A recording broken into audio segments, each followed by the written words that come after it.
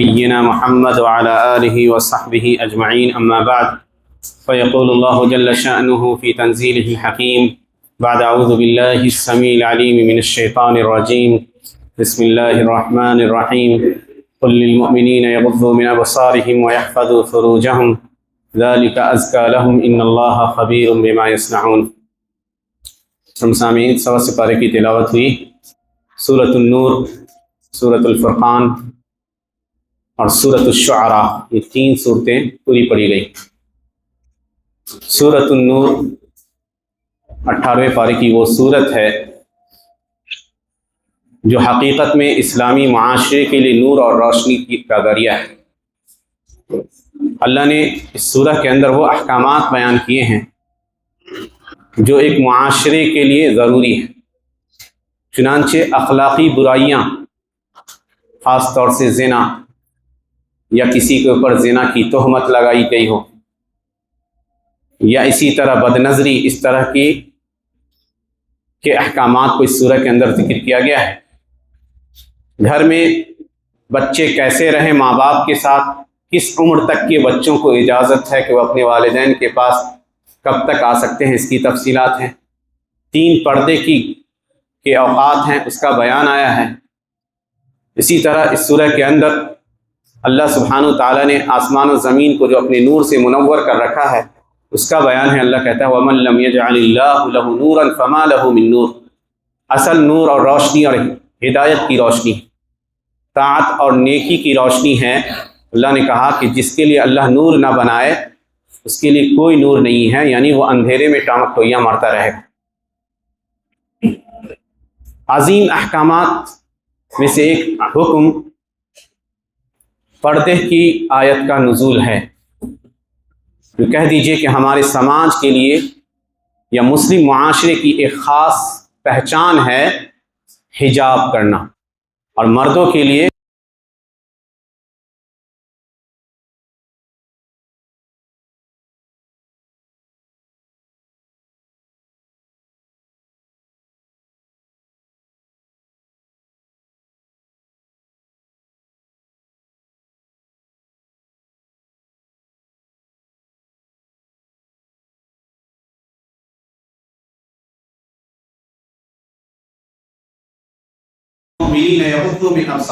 کہہ دیجیے مومنوں سے کہ وہ اپنی نگاہیں بست رکھیں، اپنی شرمگاہوں کی حفاظت کریں، یہ ان کے لیے زیادہ بہتر ہے، اللہ ان کے تمام کارناموں سے آگاہ ہے۔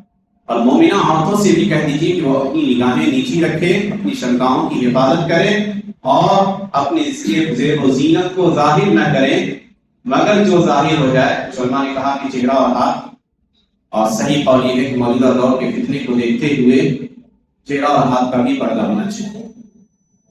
کیونکہ ایک حدیث آتی ہے، حضرت اسماء بنت ابی بکر رضی اللہ عنہ کی حدیث آتی ہے ابو داؤد کے اندر۔ وہ آتی ہیں اللہ کے نبی صلی اللہ علیہ وسلم کے پاس، ان کی بہن حضرت عائشہ صدیقہ ہیں۔ انہوں نے کچھ باریک کپڑے پہن رکھے تھے، اللہ کے نبی صلی اللہ علیہ وسلم نے کہا کہ اسماء، عورت جب بالغ ہو جائے تو اس کے لیے مناسب نہیں ہے کہ اس کے جسم کا کوئی حصہ دکھے سوائے ہاتھ اور چہرے کے۔ اس حدیث کو شیخ البانی نے صحیح قرار دیا اور بہت سارے علماء نے ضعیف قرار دیا، لیکن ہمارے اساتذہ نے بیان کیا مدینے میں شیخ البانی کی 4 بیویاں تھیں۔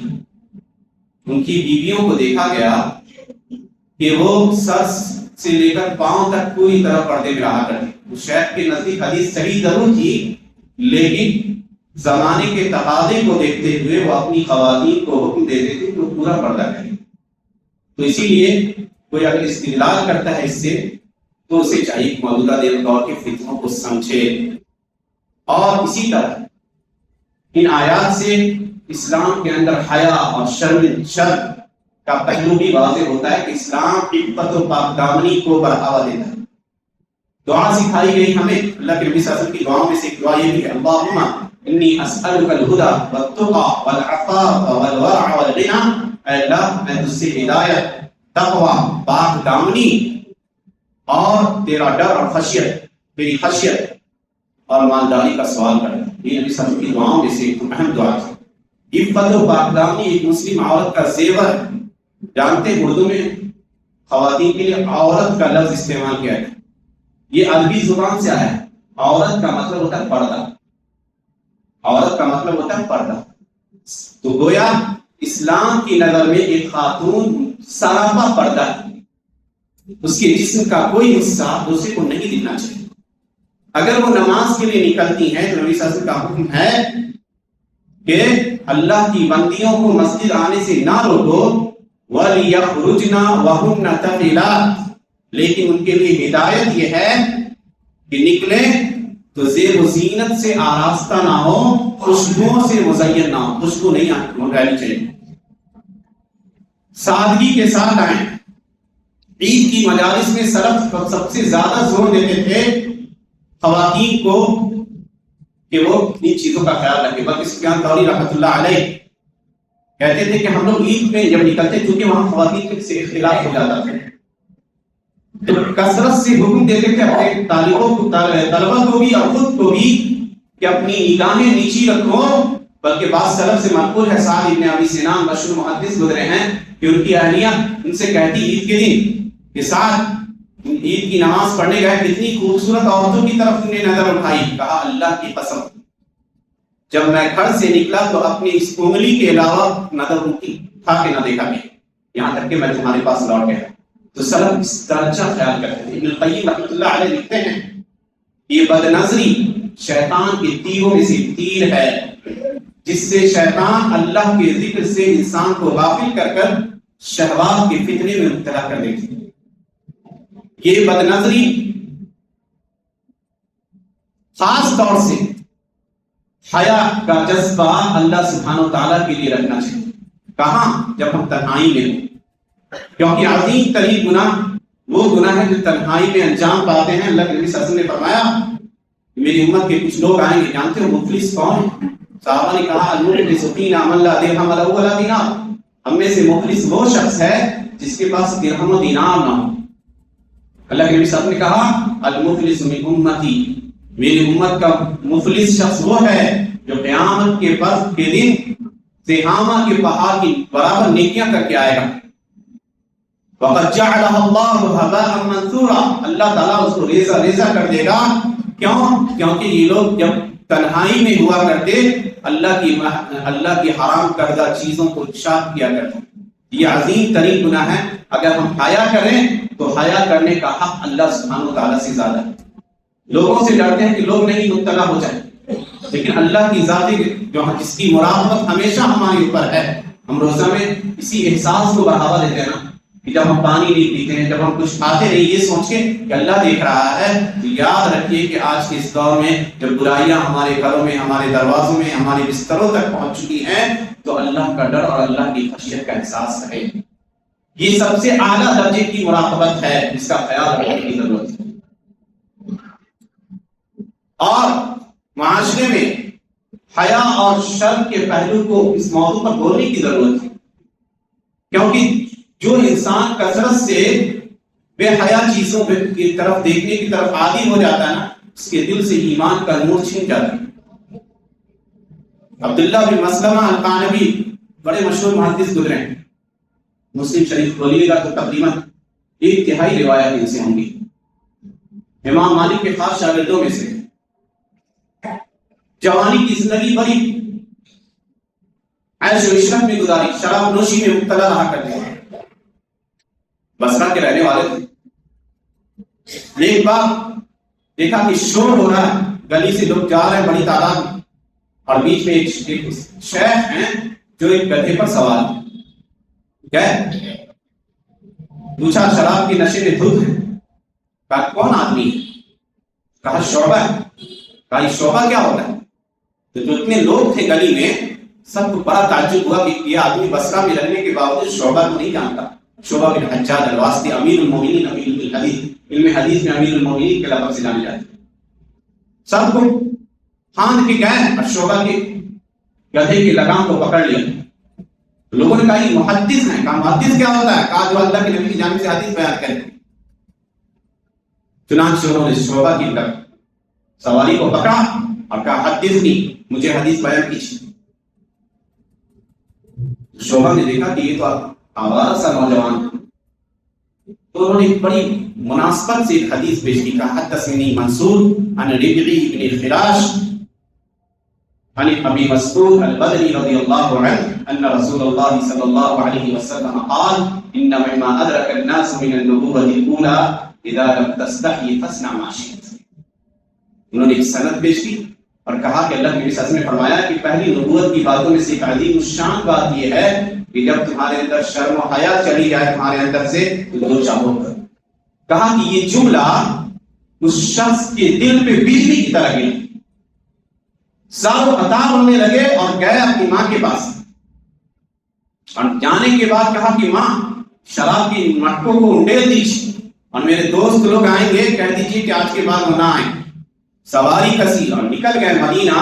اتنے عظیم الشان محدث بنے کہ امام بخاری اور امام مسلم جیسے اساتذہ علم کو فخر حاصل تھا کہ وہ عبداللہ بن مسلمہ کے شاگرد تھے.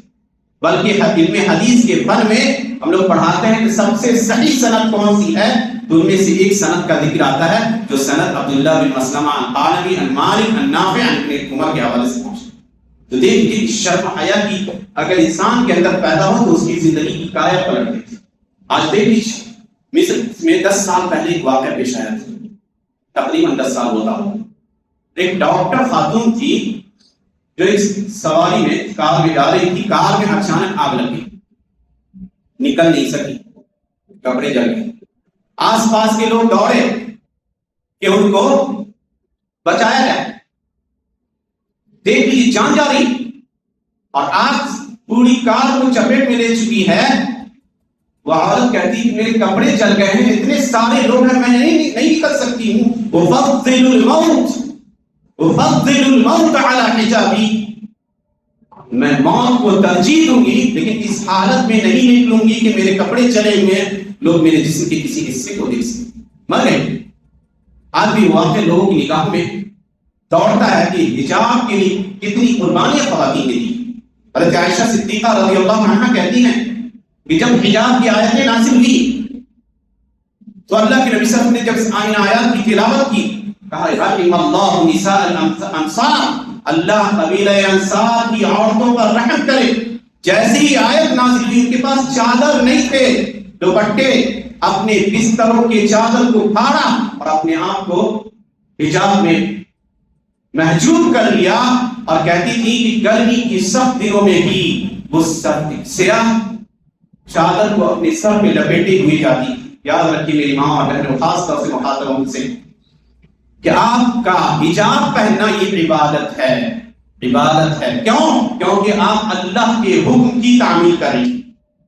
آپ گرمی کی شدت کو جھیلتی ہیں، پریشانیوں کو جھیلتی ہیں، لوگوں کی پھپتیوں کو جھیلتی ہیں. اللہ سبحانہ و تعالیٰ کے یہاں صرف اس عمل پر آپ کے لیے اجر عظیم کا وعدہ کیا گیا ہے جس کا اللہ نے سورہ احزاب کے اندر بیان کیا. یا ایھا النبی قل لازواجک وبناتک ونساء المؤمنین یدنین علیہن من جلابیبہن، اے نبی اپنی بیٹیوں کو، اپنی بیویوں کو، مومنہ عورتوں سے کہہ دیجئے کہ اپنے اوپر چادر ڈالی رکھیں تاکہ وہ پہچان لی جائے کہ یہ مومنہ عورتیں ہیں، ان کو کوئی اذیت نہ دے سکے. بڑی اچھی مثال دینے والوں نے دی. کہا کہ آپ کے پاس ایک مٹھائی ہے جو کھلی ہوئی اور ایک مٹھائی ہے جو بند ہے، دونوں میں سے کس کو چوز کیجیے؟ ہر عقل مند شخص اس مٹھائی کو چنے گا جو کورڈ ہے، بند، تاکہ اس کے اندر گندگیاں یا کیڑے مکوڑے نہ پڑے. یہی مثال مسلم خواتین. بلکہ ایک انگریز شخص سے میں جب پوچھا تھا حجاب، مسلم عورت کے حجاب کے سلسلے میں کہ ہم مسلمان عورت سے ہاتھ کیوں نہیں ملا سکتے، تو بڑا اچھا جواب ایک مسلم خاتون نے دیا تھا. کہا کہ آپ کے ہاں کوئین سے ہر ایک ہاتھ ملا سکتا ہے؟ کہا نہیں. کہا اسی طرح ہمارے یہاں ہر مسلم خاتون کی عزت اور احترام ہے کہ ہر ایک اس سے ہاتھ نہیں ملا سکتا، اس کے مہاری نہیں اس سے ہاتھ ملا سکتا. اور فرانس میں دیکھ لیجیے آج بھی 6200 یورو 6200 یورو جرمانہ ہے اگر کوئی مسلم عورت حجاب پہنتی. اور قربان جائیے کہ ایسے لوگ بھی مسلمانوں میں موجود ہے. ایک بلینئر ہے رشید نکازی، الجیرین. جب سے یہ قانون بنا مسلمانوں کے خلاف، اس وقت سے لے کر آج تک وہ بندہ مسلم عورتوں کو حجاب پہننے پر جو جرمانہ لگایا جاتا ہے وہ جرمانہ خود ہو گیا اور کہتا پہنو، تمہارا جرمانہ میں دوں گا. اور قربان جائیے حضرت فاطمہ الزہرا رضی اللہ عنہا پر، نبی صلی اللہ علیہ وسلم کی چہیتی بیٹی، حضرت عائشہ کہتی ہیں کہ ایک بار آئی نبی صلی اللہ علیہ وسلم سے چپکے سے گفتگو کر رہی تھی، دونوں پڑی، پھر اللہ کے نبی نے چپکے سے ان کے کان میں کچھ کہا تو ہنس پڑی۔ اس وقت تو حضرت عائشہ سے نہیں پتا، لیکن بعد میں انہوں نے پوچھا، کہا کہ اللہ کے نبی نے مجھ سے کہا تھا کہ میں تجھ سے جدا ہونے والا ہوں فاطمہ، تو میں رو پڑی۔ پھر کہا کہ تم میرے گھر والوں میں سب سے پہلے تم مجھ سے ملو گی، یعنی تمہاری موت پہلے ہوگی، تو میں ہنس پڑی۔ نبی صلی اللہ علیہ وسلم کی وفات کے 6 مہینے کے بعد حضرت فاطمہ کی وفات کی گھڑی آتی۔ اب جان لیجیے کہ ایک شخص اپنی موت کے وقت سب سے قیمتی نصیحت کرتا ہے یا سب سے قیمتی بات اس کے دماغ میں کھٹکتی رہتی ہے، جس کو وہ چاہتا ہے کہ اپنے بعد والے کو کہہ جائے۔ کیا چیز تھی؟ حضرت فاطمہ کے جنازے سے پہلے تک مسلمان عورتوں کی لاش کو ایسے ہی جیسے بس لاش لے جا کے رکھ دی، کور نہیں کیا جاتا تھا، ڈھکا نہیں جاتا تھا۔ حضرت فاطمہ نے کہا مجھے یہ برا لگتا ہے کہ میری لاش ایسے ہی جائے جنازے پہ، مجھے سخت تشویش ہے۔ اسماء بنت عمیس سے کہا، جو جعفر طیار کی بیوی رہ چکی تھی، تو اسماء نے کہا کہ میں انتظام کرتی ہوں کہ آپ کے لیے نعش بنا دوں، ایسا جنازہ لے جانے والا جو ہوتا ہے اس کے اوپر ایسا تابوت جو کورڈ ہو۔ جب ان کو آ کر کہا تو کہا حضرت فاطمہ نے کہ اللہ تجھے جزائے خیر دے، تو نے میرے بوجھ کو ہلکا کر دیا۔